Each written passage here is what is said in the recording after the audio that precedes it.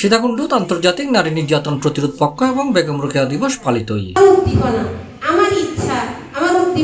এই উপলক্ষে সোমবার সকালে উপজেলা প্রশাসন এবং উপজেলা মহিলা বিষয়ক কর্মকর্তা কার্যালয়ের আয়োজনে পরিষদের সামনে এক র্যালি অনুষ্ঠিত হয়। এতে সরকারি বিভিন্ন দপ্তরের কর্মকর্তা, কর্মচারী, শিক্ষার্থী ও নারীও অংশ লয়।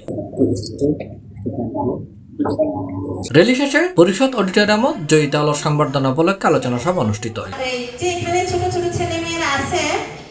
সভাত জয়িতা অন্বেষণ বাংলাদেশ কার্যক্রমের আওতায় 4 ক্যাটাগরির 4 নারীরই সংবর্ধনা দেওয়া হয়। অর্থনৈতিকভাবে সাফল্য অর্জনকারী ক্যাটাগরি সায়রা বেগম, সমাজ উন্নয়নে অসামান্য অবদান রাখি ক্যাটাগরির আইরিন নেসা মুনমুন, সফল জননী নারী ক্যাটাগরি জিন্নাতুল ফেরদৌস এবং শিক্ষা ও চাকুরি ক্ষেত্রে সাফল্য অর্জনকারী ক্যাটাগরিত আকলিমা বেগমের ক্রেস্ট দিয়ারের সংবর্ধনা ও তারারা তন্নাজি সনদ তুলে দেওয়া হয়।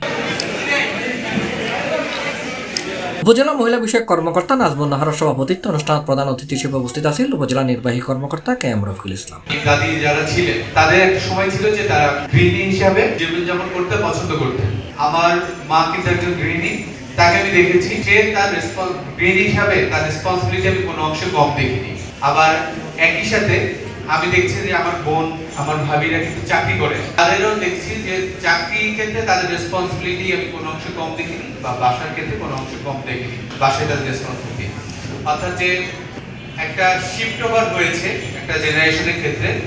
তো এখানে কিন্তু একটা রোল গ্রহণ করেছে। আগে কি ছিল, মেয়েরা শুধু গৃহিণী হিসাবে বাসায় বাচ্চাদের দেখাশোনা করতো, পরিবারের অন্যান্য যে কাজগুলো সেগুলো করতো। এখন দেখা যাচ্ছে যে মেয়েরা চাকরিতে ছেলেদের সাথে একই কাতারে দাঁড়িয়ে চাকরি করছে এবং একই সাথে পরিবারের দায়িত্ব পালন করছে।